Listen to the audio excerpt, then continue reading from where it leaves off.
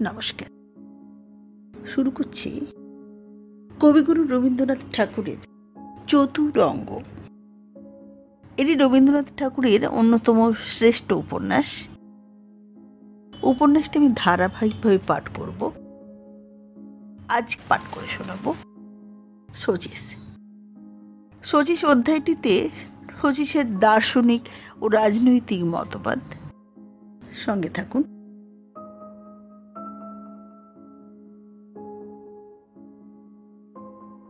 নাস্তিক জগমোহন মৃত্যুর পূর্বে ভাইপো শচীশকে বলিলেন, যদি শ্রাদ্ধ করিবার শখ থাকে বাপের করিস, জ্যাঠার নয়। তার মৃত্যুর বিবরণটা এই: যে বছর কলিকাতা শহরে প্রথম প্লেগ দেখা দিল, তখন প্লেগের চেয়ে রাজ তকমা পরা চাপরাশির ভয়ে লোকে ব্যস্ত হইয়াছিল। শচীশের বাপ হরিমোহন ভাবিলেন, তার প্রতিবেশী চামারগুলোকে সকলের আগে প্লেগে ধরিবে, সেই জন্য তাঁরও গুটিশুদ্ধ সহমরণ নিশ্চিত।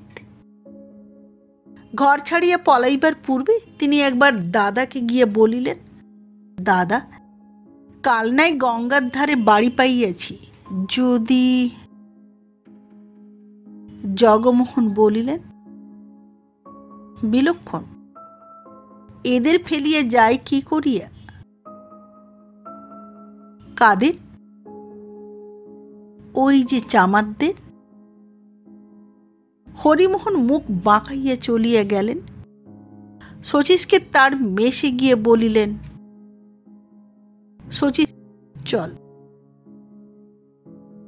শচীশ বলিল, আমার কাজ আছে।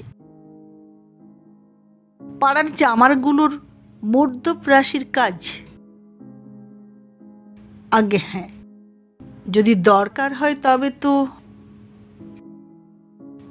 আগে হ্যাঁ বই কি, যদি দরকার হয় তবে তুমি তোমার 14 পুরুষকে নরকস্থ করিতে পারো। আগে হ্যাঁ বই কি, পজি নচ্ছট নাস্তিক।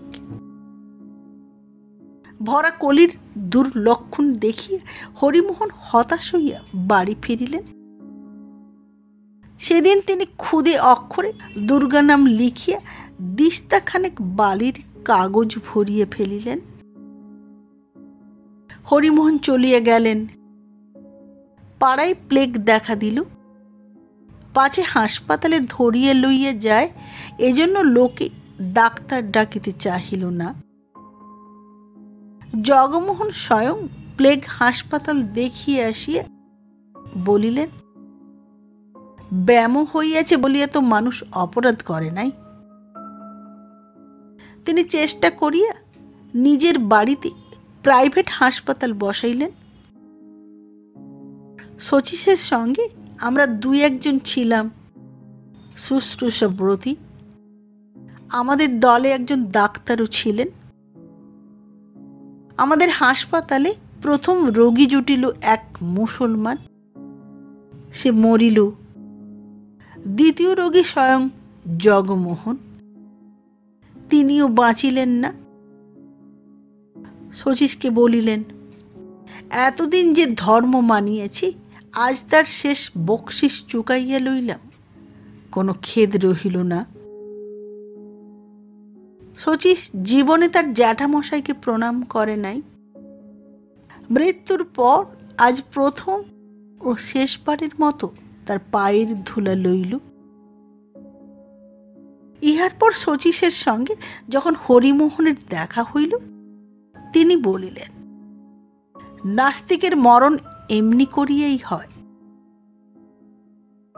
শচীশ সগর্বে বলিল, হ্যাঁ।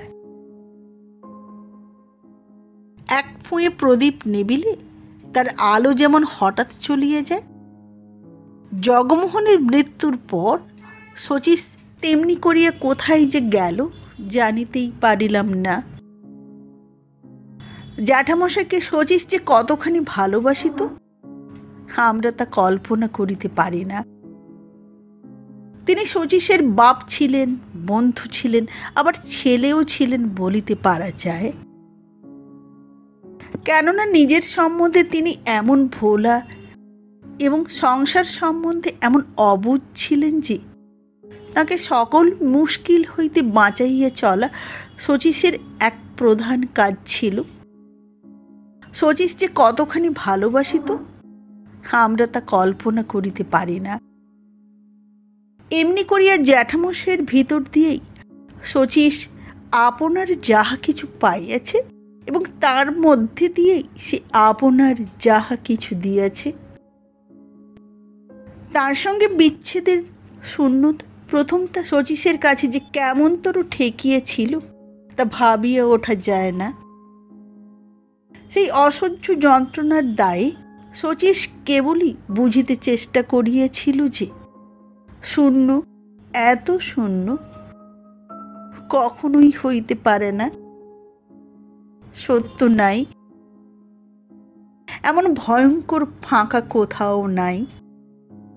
একভাবে যাহা না, আরেকভাবে তাহা যদি হাঁ না হয়, তবে সেই ছিদ্র দিয়ে সমস্ত জগৎ যে গলিয়া ফুরাইয়া যাইবে, এমন ভয়ঙ্কর ফাঁকা কোথাও নাই।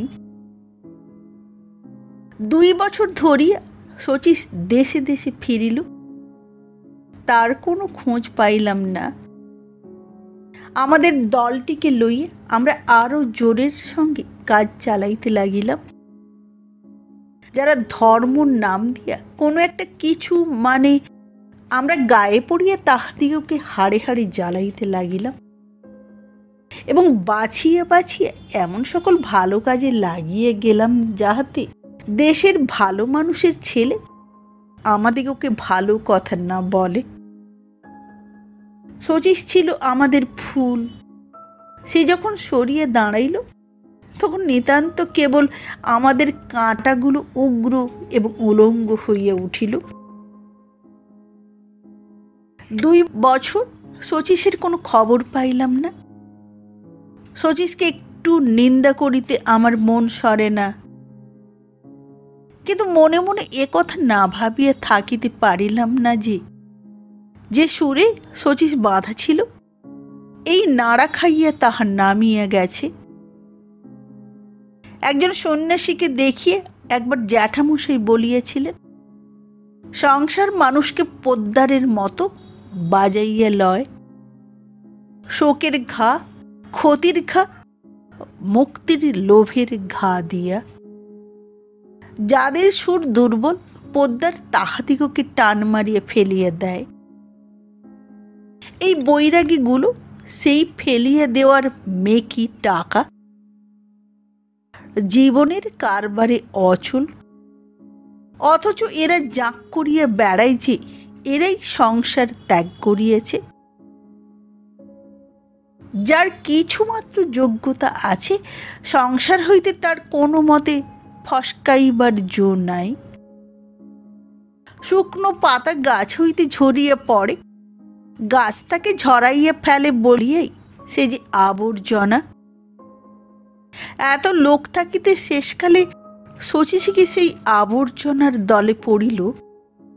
শোকের কালো কোষ্ঠী পাথরে এই কথাটি কি লেখা হইয়া গেল যে জীবনের হাটে শচীশের কোনো দর নাই।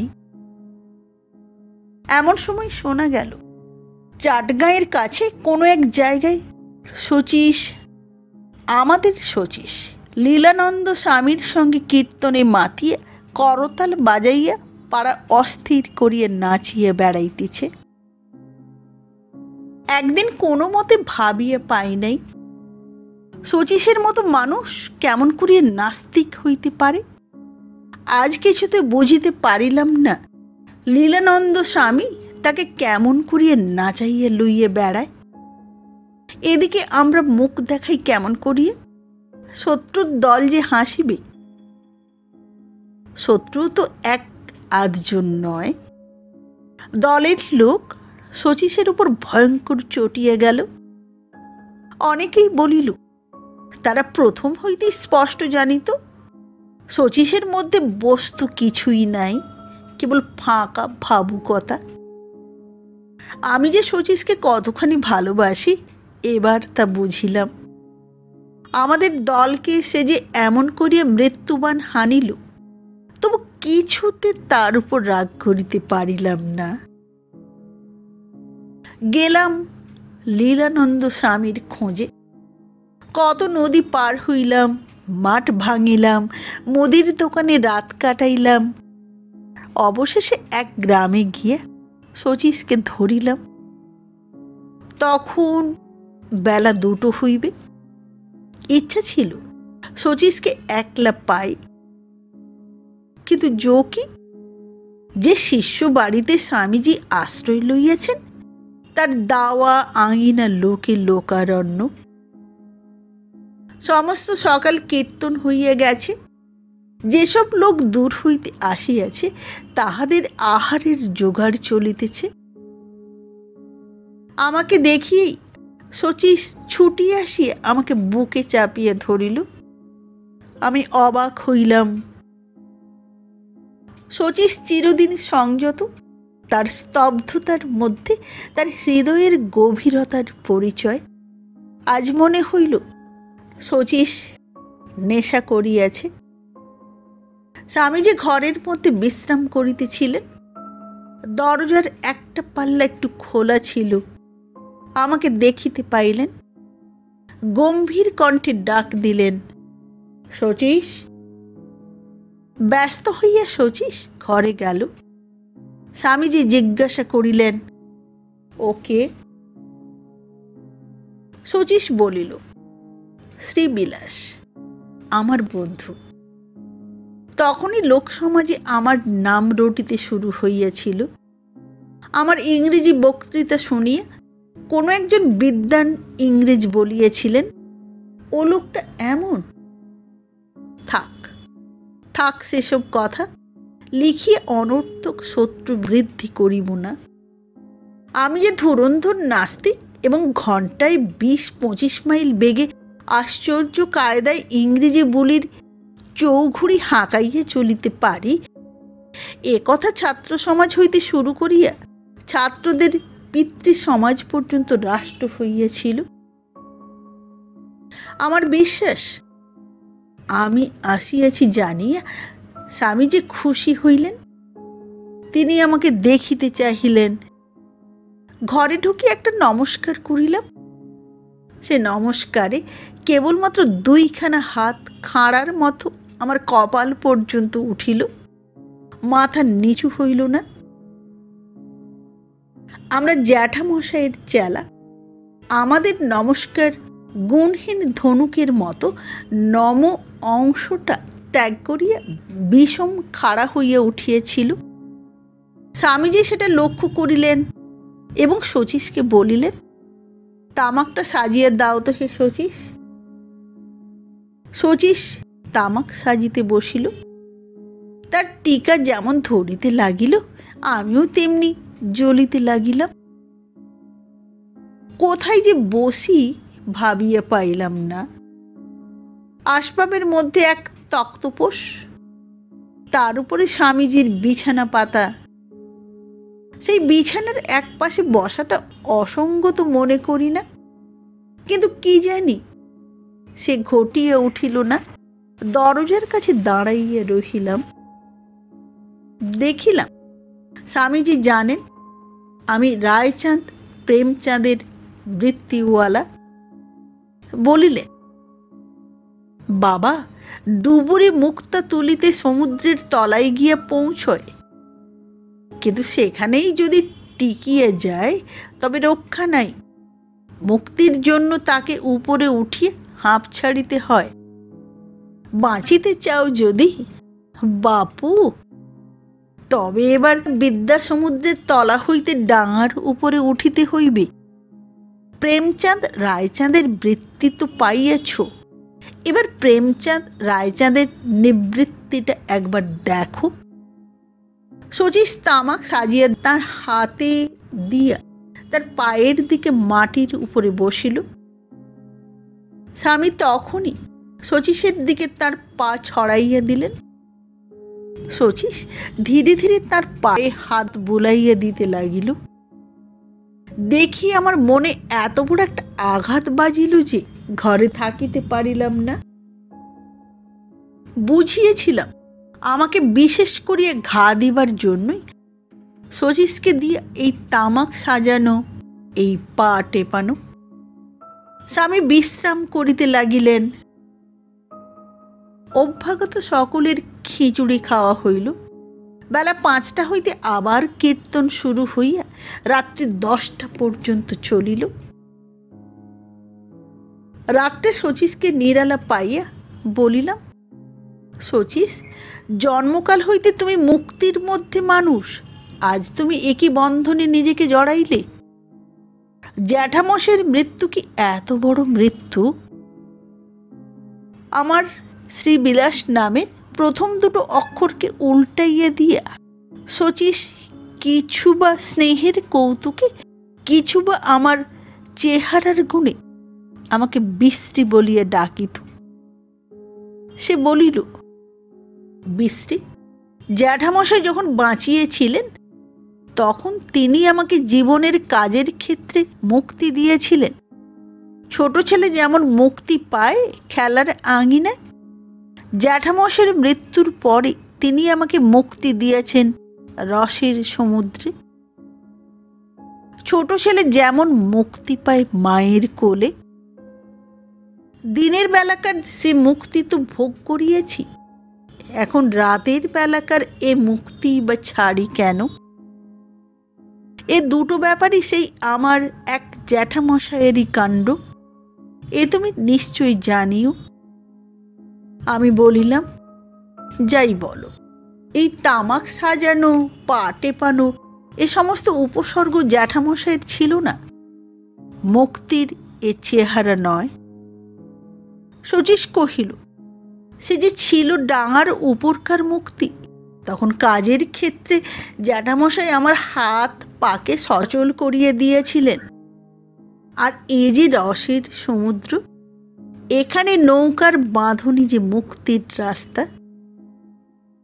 তাই তো গুরু আমাকে এমন করিয়া চারিদিক হইতে সেবার মধ্যে আটকাইয়া ধরিয়েছেন, আমি পা টিপিয়ে পার হইতেছি। আমি বলিলাম, তোমার মুখে এ কথা মন্দ শোনায় না, কিন্তু যিনি তোমার দিকে এমন করিয়া পা বাড়াইয়া দিতে পারেন তিনি। শচীশ কহিল, তার সেবার দরকার নাই বলিয়াই এমন করিয়া পা বাড়াইয়া দিতে পারেন। যদি দরকার থাকিত তবে লজ্জা পাইতেন। দরকার যে আমারই। বুঝিলাম শচীশ এমন একটা জগতে আছে আমি যেখানে একেবারেই নাই। মিলন মাত্র যে আমাকে শচীশ বুকে জড়াইয়া ধরিয়েছিল, সে আমি শ্রী বিলাস নয়, সে আমি সর্বভূত, সে আমি একটা আইডিয়া। এই ধরনের আইডিয়া জিনিসটা মদের মতো। নেশার বিহুলতায় মাতাল যাকে তাকে বুকে জড়াইয়া অশ্রু বর্ষণ করিতে পারে, তখন আমি কি আর অন্যই কি? কিন্তু এই বুকে জড়ানোতে মাতালের যতই আনন্দ থাক, আমার তো নাই। আমি তো ভেদ জ্ঞান বিলুপ্ত, একাকারতা বন্যার একটা ঢেউ মাত্র হইতে চাই না। আমি যে আমি। বুঝিলাম তর্কের কর্ম নয়, কিন্তু শচীশকে ছাড়িয়ে যাওয়া আমার সাধ্য ছিল না। শচীশের টানে এই দলের স্রোতে আমিও গ্রাম হইতে গ্রামে ভাসিয়া বেড়াইতে লাগিলাম।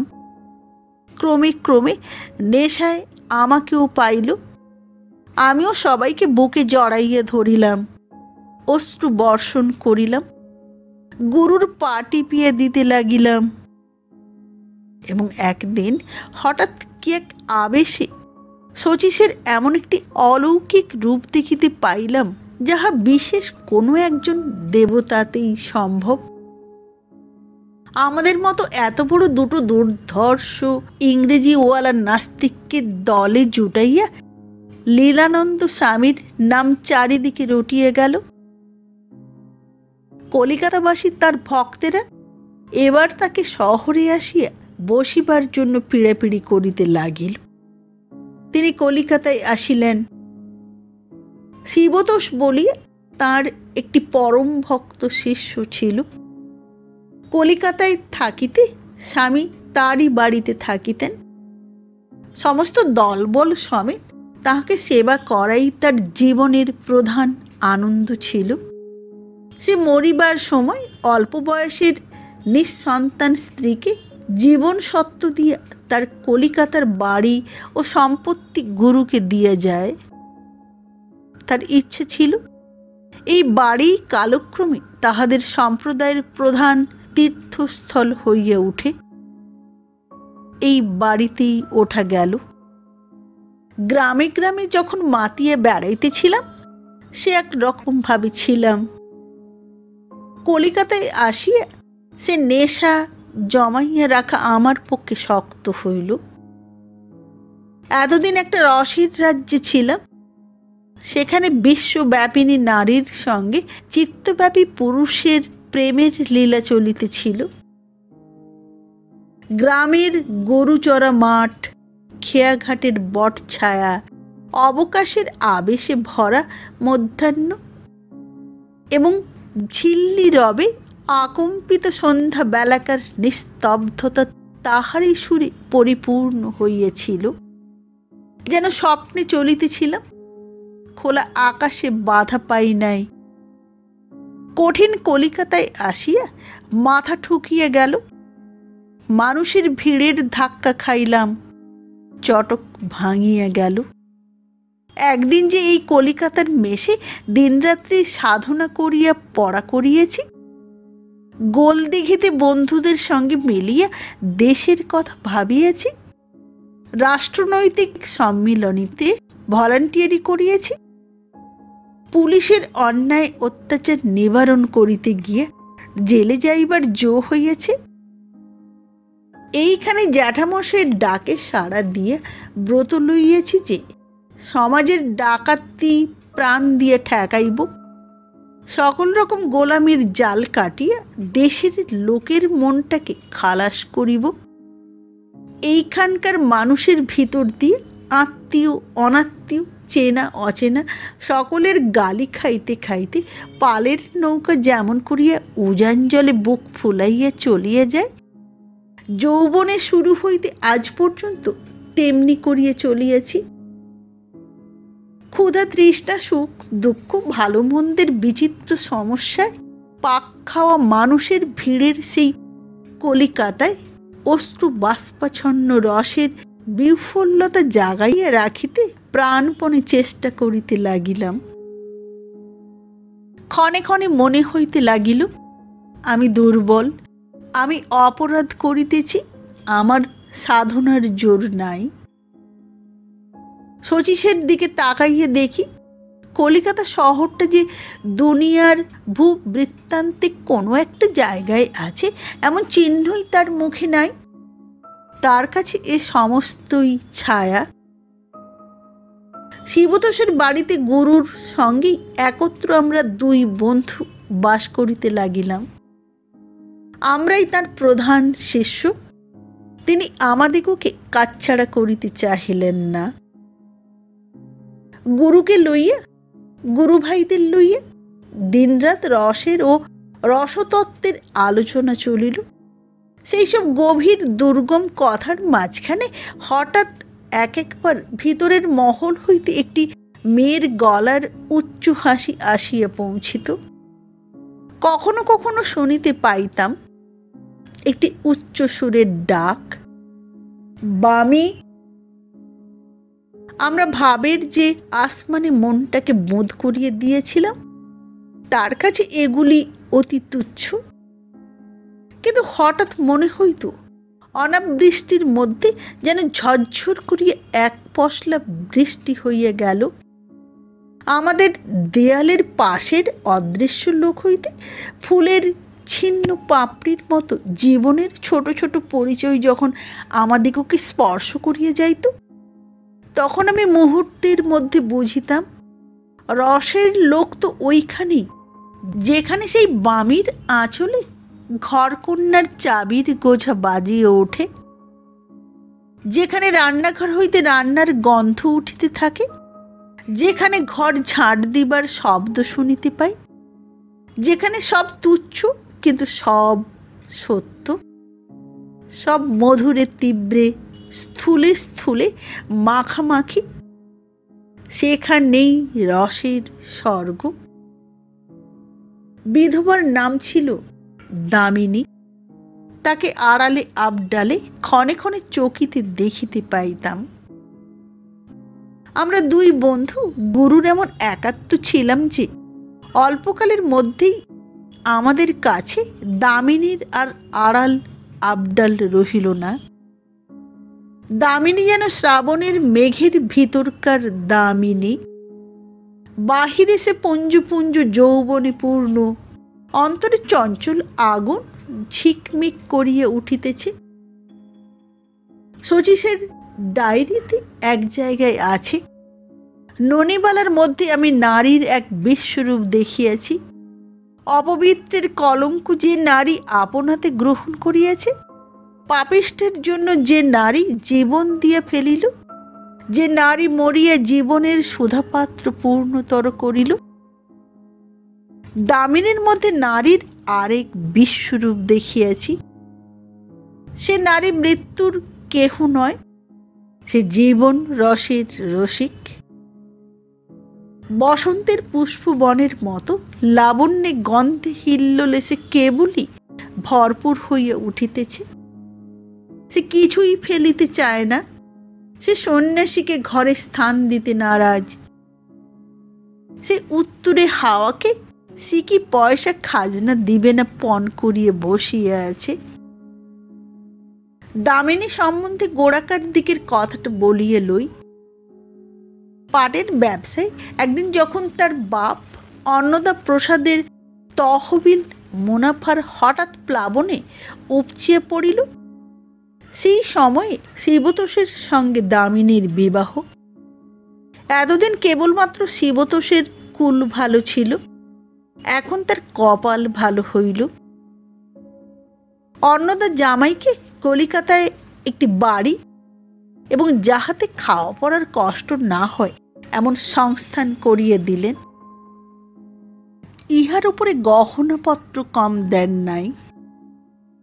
শিবতোষকে তিনি আপন অফিসে কাজ শিখাইবার অনেক চেষ্টা করিয়েছিলেন, কিন্তু শিবতোষের স্বভাবতই সংসারে মন ছিল না। একজন গণৎকার তাহাকে একদিন বলিয়ে দিয়েছিল, কোনো এক বিশেষ যোগে বৃহস্পতির কোনো এক বিশেষ দৃষ্টিতে জীবন মুক্ত হইয়া উঠিবে। সেই দিন হইতে জীবন মুক্তির প্রত্যাশায় সে কাঞ্চন এবং অন্যান্য রমণীয় পদার্থের লোভ পরিত্যাগ করিতে বসিল। ইতিমধ্যে লীলানন্দ স্বামীর কাছে সে মন্ত্র লইল। এদিকে ব্যবসায়ের উল্টা হাওয়ার ঝাপটা খাইয়া অন্নদার ভরা পালের ভাগ্য তরি একেবারে কাত হইয়া পড়িল। এখন বাড়িঘর সমস্ত বিক্রি হইয়া আহার চলা দায়। একদিন শিবতোষ সন্ধ্যাবেলায় বাড়ির ভিতরে আসিয়া স্ত্রীকে বলিল, স্বামীজি আসিয়াছেন, তিনি তোমাকে ডাকিতেছেন, কিছু উপদেশ দিবেন। দামিনী বলিল, না, এখন আমি যাইতে পারিব না, আমার সময় নাই। সময় নাই? শিবতোষ কাছে আসিয়া দেখিল দামিনী অন্ধকার ঘরে বসিয়া গহনার বাক্স খুলিয়া গহনাগুলি বাহির করিয়াছে। জিজ্ঞাসা করিল, এ কি করিতেছ? দামিনী কহিল, আমি গহনা গুছাইতেছি। এই জন্যই সময় নাই বটে। পরদিন দামিনী লোহার সিন্দুক খুলিয়া দেখিল তার গহনার বাক্স নাই। স্বামীকে জিজ্ঞাসা করিল, আমার গহনা? স্বামী বলিল, সে তো তুমি তোমার গুরুকে নিবেদন করিয়াছ, সেই জন্যেই তিনি ঠিক সেই সময়ে তোমাকে ডাকিয়েছিলেন।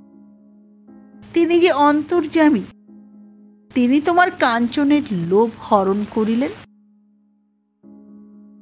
দামিনী আগুন হইয়া কহিল, দাও আমার গহনা। স্বামী জিজ্ঞাসা করিল, কেন, কি করিবে? দামিনী কহিল, আমার বাবার দান, সে আমি আমার বাবাকে দিব। দাও আমার গহনা, সে আমি আমার বাবাকে দিব। শিবতোষ কহিল, তার চেয়ে ভালো জায়গায় পড়িয়াছে। বিষয়ের পেট না ভরাইয়া ভক্তের সেবায় তাহার উৎসর্গ হইয়াছে। এমনি করিয়া ভক্তির দস্যু বৃত্তি শুরু হইল। জোর করিয়া দামিনীর মন হইতে সকল প্রকার বাসনা কামনার ভূত ঝাড়াইবার জন্য পদে পদে ওঝার উৎপাত চলিতে লাগিল। যে সময়ে দামিনীর বাপ এবং তার ছোট ছোট ভাইরা উপবাসে মরিতেছে, সেই সময়ে বাড়িতে প্রত্যহ ৬০-৭০ জন ভক্তের সেবার অন্ন তাকে নিজের হাতে প্রস্তুত করিতে হইয়াছে। ইচ্ছা করিয়া তরকারিতে সে নুন দেয় নাই, ইচ্ছা করিয়া দুধ ধরাইয়া দিয়েছে, তবু তার তপস্যা এমনি করিয়ে চলিতে লাগিল। এমন সময় তার স্বামী মরিবার কালে স্ত্রীর ভক্তিহীনতার শেষ দণ্ড দিয়ে গেল। সমস্ত সম্পত্তি সমেত স্ত্রীকে বিশেষভাবে গুরুর হাতে সমর্পণ করিল। ঘরের মধ্যে অবিশ্রাম ভক্তির ঢেউ উঠিতেছে। কত দূর হইতে কত লোক আসি গুরুর শরণ লইতেছে, আর দামিনী বিনা চেষ্টায় ইহার কাছে আসিতে পারিল।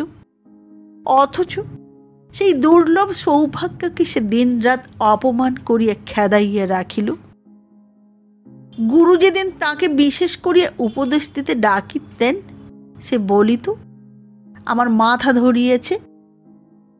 যেদিন তাহাদের সন্ধ্যাবেলাকার আয়োজনে কোনো বিশেষ ত্রুটি লক্ষ্য করিয়া তিনি দামিনীকে প্রশ্ন করিতেন, সে বলিত, আমি থিয়েটারে গিয়েছিলাম। এই উত্তরটা সত্য নহে, কিন্তু কটু। ভক্ত মেয়ের দল আসি দামিনীর কাণ্ড দেখিয়া গালে হাত দিয়ে বসিত।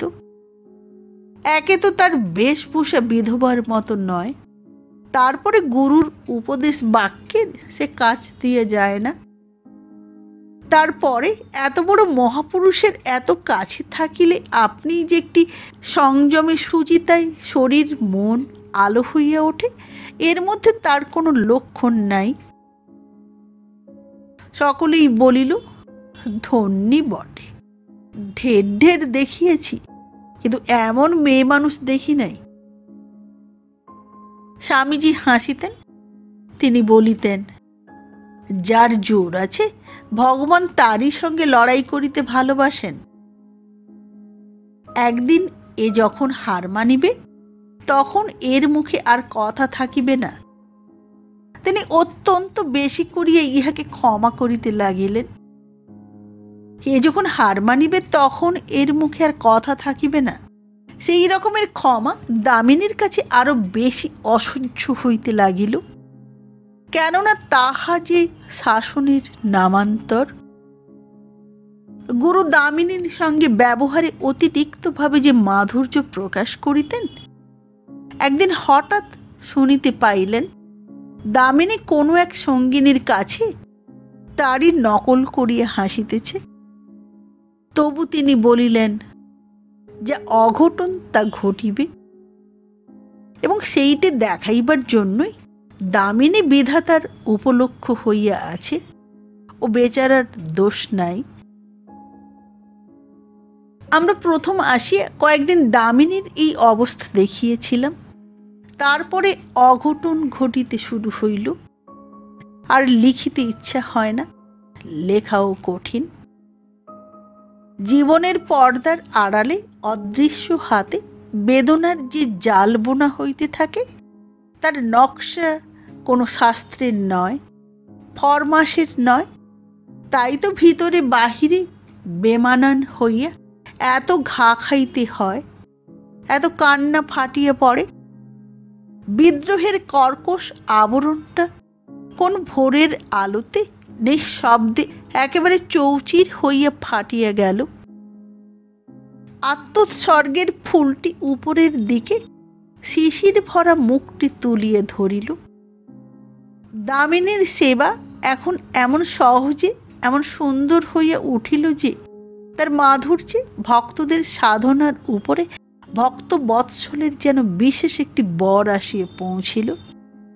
এমনি করিয়া দামিনী যখন স্থির সৌদামিনী হইয়া উঠিয়াছে, শচীশ তার শোভা দেখিতে লাগিল। কিন্তু আমি বলিতেছি, শচীশ কেবল শোভাই দেখিল, দামিনীকে দেখিল না। শচীশের বসিবার ঘরে চীনামাটির ফলকের উপর লীলানন্দ স্বামীর ধ্যান মূর্তির একটি ফটোগ্রাফ ছিল। একদিন সে দেখিল তাহা ভাঙিয়া মেঝের উপর টুকরা টুকরা হইয়া পড়িয়া আছে। শচীশ ভাবিল তার পোষা বিড়ালটা এই কাণ্ড করিয়াছে। মাঝে মাঝে আরও এমন অনেক উপসর্গ দেখা দিতে লাগিল, যা বন্য বিড়ালেরও অসাধ্য। চারিদিকের আকাশে একটা চঞ্চলতার হাওয়া উঠিল, একটা অদৃশ্য বিদ্যুৎ ভিতরে ভিতরে খেলিতে লাগিল। অন্যের কথা জানি না, ব্যথায় আমার মনটা টনটন করিতে থাকিত। এক একবার ভাবিতাম, দিনরাত্রি এই রসের তরঙ্গ আমার সহিল না, ইহার মধ্য হইতে একেবারে এক ছুটে দৌড় দিব। সেই যে চামারদের ছেলেগুলাকে লইয়া সর্বপ্রকার রসবর্জিত বাংলা বর্ণমালার যুক্ত অক্ষরের আলোচনা চলিত, সে আমার বেশ ছিল। একদিন শীতের দুপুরবেলায় গুরু যখন বিশ্রাম করিতেছেন এবং ভক্তেরা ক্লান্ত, শচীশ কি একটা কারণে অসময়ে তার শোবার ঘরে ঢুকিতে গিয়ে চৌকাটের কাছে চমকিয়ে দাঁড়াইল। দেখিল দামিনী তার চুল এলাইয়া দিয়ে মাটিতে উপুড় হইয়া পড়িয়া মেঝের উপর মাথা ঠুকিতেছে এবং বলিতেছে, পাথর, ওগো পাথর, ওগো পাথর, দয়া করো, দয়া করো, আমাকে মারিয়ে ফেলো। ভয়ে শচীশের সর্বশরীর কাঁপিয়া উঠিল। সে ছুটিয়ে ফিরিয়া গেল। গুরুজি প্রতি বছরে একবার করিয়া কোনো দুর্গম জায়গায় নির্জনে বেড়াইতে যাইতেন। মাঘ মাসে সেই তার সময় হইয়াছে। শচীশ বলিল, আমি সঙ্গে যাইব। আমি বলিলাম, আমিও যাইব। রসের উত্তেজনায় আমি একেবারে মজ্জায় মজ্জায় জীর্ণ হইয়া গিয়েছিলাম। কিছুদিন ভ্রমণের ক্লেশ এবং নির্জনে বাস আমার নিতান্ত দরকার ছিল। স্বামীজি দামিনীকে ডাকিয়া বলিলেন, মা, আমি ভ্রমণে বাহির হইব। অন্যবারে এই সময়ে যেমন তুমি তোমার মাসির বাড়ি গিয়ে থাকিতে, এবারেও সেইরূপ বন্দোবস্ত করিয়ে দিই। দামিনী বলিল, আমি তোমার সঙ্গে যাইব। স্বামীজি কহিলেন, পারিবে কেন? সে যে বড় শক্ত পথ। দামিনী বলিল, পারিব, আমাকে লইয়া কিছু ভাবিতে হইবে না। স্বামী দামিনীর এই নিষ্ঠায় খুশি হইলেন। অন্য অন্য বছর এই সময়টাই দামিনীর ছুটির দিন ছিল। সম্বৎসর ইহারই জন্য তার মন পথ চাহিয়া থাকিত। স্বামী ভাবিলেন, এ কি অলৌকিক কাণ্ড! ভগবানের রসের রসায়নে পাথরকে নবনী করিয়া তোলে কেমন করিয়া। কিছুতে ছাড়িল না, দামিনী সঙ্গে গেল। সেদিন প্রায় 6 ঘন্টা রৌদ্রে হাঁটিয়া আমরা যে জায়গায় আসিয়া পড়িয়েছিলাম, সেটা সমুদ্রের মধ্যে একটা অন্তরীপ।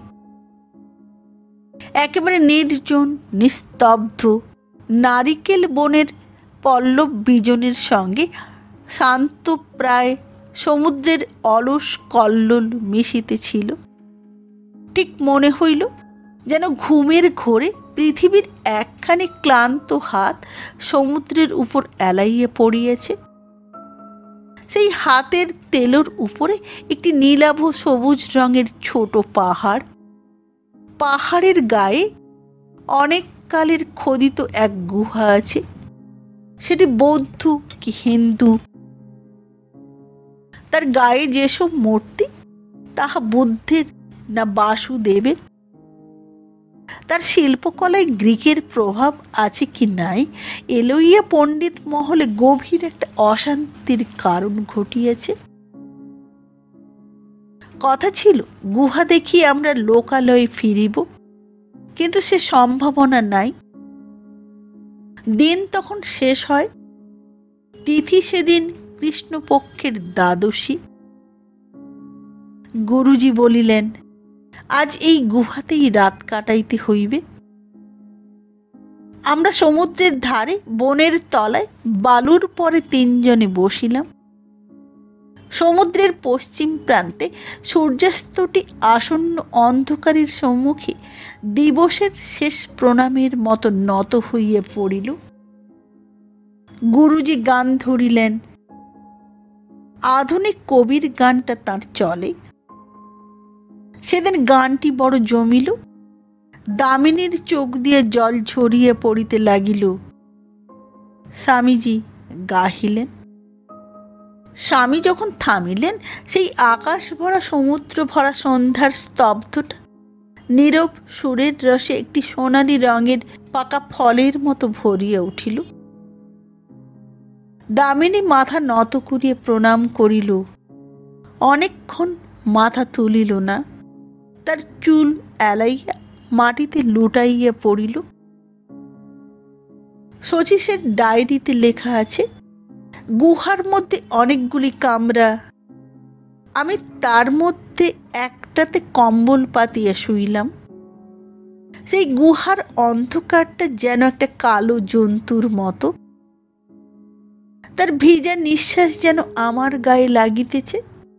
আমার মনে হইল সে যেন আদিমকালের প্রথম সৃষ্টির প্রথম জন্তু। তার চোখ নাই, কান নাই, কেবল তার মস্ত একটা ক্ষুধা আছে। সে অনন্তকাল এই গুহার মধ্যে বন্দী।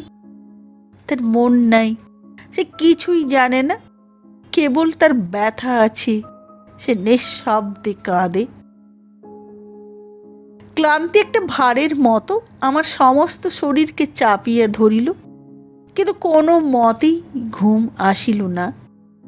একটা কি পাখি, হয়তো বাদুড় হইবে, ভিতর হইতে বাহির কিংবা বাহির হইতে ভিতরে ঝপঝপ ডানার শব্দ করিতে করিতে অন্ধকার হইতে অন্ধকারে চলিয়া গেল। আমার গায়ে তার হাওয়া দিতে সমস্ত গায়ে কাঁটা দিয়ে উঠিল। মনে করিলাম বাহিরে গিয়া শুইব। কোন দিকে যে গুহার দ্বার তা ভুলিয়ে গেছি। গুঁড়ি মারিয়া একদিকে চলিতে চেষ্টা করিয়া মাথা ঠেকিয়ে গেল। আরেক দিকে মাথা ঠুকিলাম। আরেক দিকে একটা ছোট গর্তের মধ্যে পড়িলাম। সেখানে গুহার ফাটল চোঙানো জল জমিয়া আছে। শেষে ফিরিয়ে আসিয়া কম্বলটার উপর শুইলাম। মনে হইল সেই আদিম জন্তুটা আমাকে তার লালাসিক্ত কবলের মধ্যে পুরিয়াছে। আমার কোনো দিকে আর বাহির হইবার পথ নাই। এ কেবল একটা কালো ক্ষুধা। এ আমাকে অল্প অল্প করিয়া লেহন করিতে থাকিবে এবং ক্ষয় করিয়া ফেলিবে। ইহার রস জারক রস, তাহা নিঃশব্দে জীর্ণ করে। ঘুমাইতে পারিলে বাঁচি। আমার জাগ্রত চৈতন্য এত বড় সর্বনাশা অন্ধকারের নিবিড় আলিঙ্গন সহিতে পারে না। এ কেবল মৃত্যুরই সহে। জানি না কতক্ষণ পরে, সেটা বোধ করি ঠিক ঘুম নয়, অসারতার একটা পাতলা চাদর আমার চেতনার উপরে ঢাকা পড়িল। একসময় সেই তন্দ্রাবেশের ঘোরে আমার পায়ের কাছে প্রথমে একটা ঘন নিঃশ্বাস অনুভব করিলাম। ভয়ে আমার শরীর হিম হইয়া গেল। সেই আদিম জন্তুটা। তারপরে কিসে আমার পা জড়াইয়া ধরিল। প্রথমে ভাবিলাম কোনো একটা বুনো জন্তু। কিন্তু তাদের গায়ে তো রোয়া আছে, এর রোয়া নাই। আমার সমস্ত শরীর যেন কুঞ্চিত হইয়া উঠিল। মনে হইল একটা সাপের মতো জন্তু, তাহাকে চিনি না। তার কীরকম মুন্ডু, কীরকম গা, কীরকম লেজ কিছুই জানা নেই। তার গ্রাস করিবার প্রণালীটা কি ভাবিয়া পাইলাম না। সে এমন নরম বলিয়েই এমন বীভৎস, সেই ক্ষুধার পুঞ্জ। ভয়ে ঘৃণায় আমার কণ্ঠ রোধ হইয়া গেল। আমি 2 পা দিয়ে তাহাকে ঠেলিতে লাগিলাম। মনে হইল সে আমার পায়ের উপর মুখ রাখিয়াছে, ঘন ঘন নিঃশ্বাস পড়িতেছে। সে যে কিরকম মুখ জানি না। আমি পা ছুঁড়িয়ে ছুঁড়িয়ে লাথি মারিলাম। অবশেষে আমার ঘোরটা ভাঙিয়া গেল। প্রথমে ভাবিয়েছিলাম তার গায়ে রোয়া নাই, কিন্তু হঠাৎ অনুভব করিলাম আমার পায়ের উপর একরাশি কেশর আসিয়া পড়িয়াছে। ধড়ফড় করিয়া উঠিয়া বসিলাম। অন্ধকারে কে চলিয়া গেল। একটা কি যেন শব্দ শুনিলাম। সে কি চাপা কান্না? কান্না। নমস্কার। চতুরঙ্গ আজ এই পর্যন্ত। আগামী পর্বে দেখা হবে উপন্যাসের পরবর্তী অংশ নিয়ে। আজকের মতো নমস্কার।